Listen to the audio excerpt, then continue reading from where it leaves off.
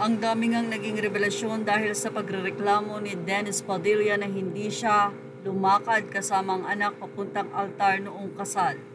Pero lumabas nga sa social media ang sinasabi niyang dibu ay first dance pala siya ni Claudia.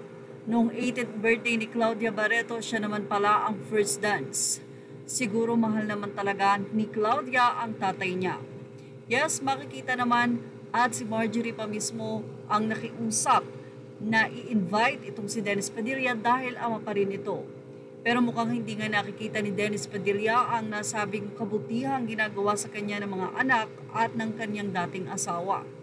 Isa sa naging revelasyon ni Marjorie Barreto sa interview sa kanya ni OG Diaz ay ang di umano'y pagkabasag ng kanyang eardrum dahil na rin sa pagiging battered wife niya noon. Madali daw uminit ang ulo ni Dennis ayon kay Marjorie. Lumalabas kasi ngayon ang old video ni Marjorie Barreto kung saan sinabi niya na kailangan niya ng earplug dahil nga tila hindi siya makarinig ng maayos. At iyon na nga yung patunay na totoo ang sinasabi ni Marjorie. Actually, matagal na tiniis ni Marjorie Barreto ang mga rants sa social media ni Dennis. Pero this time hindi na niya kinaya dahil may ibang pamilya rin ang madadamay, katulad ng family Lorenzo na sobrang pribadong mga pamilya. Pati nga si Julia hindi na nakapagpigil, nakapag-post ng about sa narcissist at halata namang ang tinutukoy niya dito ay walang iba kundi ang kanyang ama. Matapos ang revelasyon ni Marjorie, narito ang say ng mga netizen. Kaya ang inaaway ni Dennis, mga anak niya, di siya makadiretso kay Marjorie. Mabubuking ang mga verbal and physical abuse.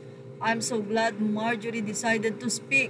Buti nga kay Dennis, no man in his right mind would hurt the mother of his children. Sira ang ulo talaga. Truths. Baka masyado siyang nagger kaya nasa aura niyang mata pobre, baka minamaliit si Dennis. Well, say pa ng ilang netizen mula sa fashion police, kapal mooks naman kasi. Wala ka nang ambag sa mga anak mo, tapos kung makademand, wagas. Kung kailangan niya ng pension kay Julia, diretsuhin na lang niya.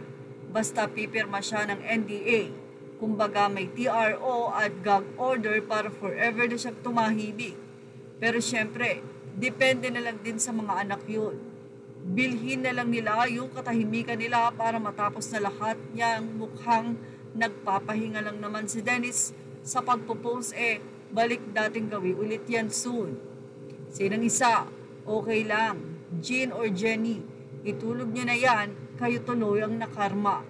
Dati ayoko kay Marjorie dahil nadidinig ko yung ginagawa niya kay Dennis, na nakikipagkita siya doon sa ama ng youngest niya dati. Ang di ko alam yung ginawa sa kanya ni Dennis, na grabe din pala.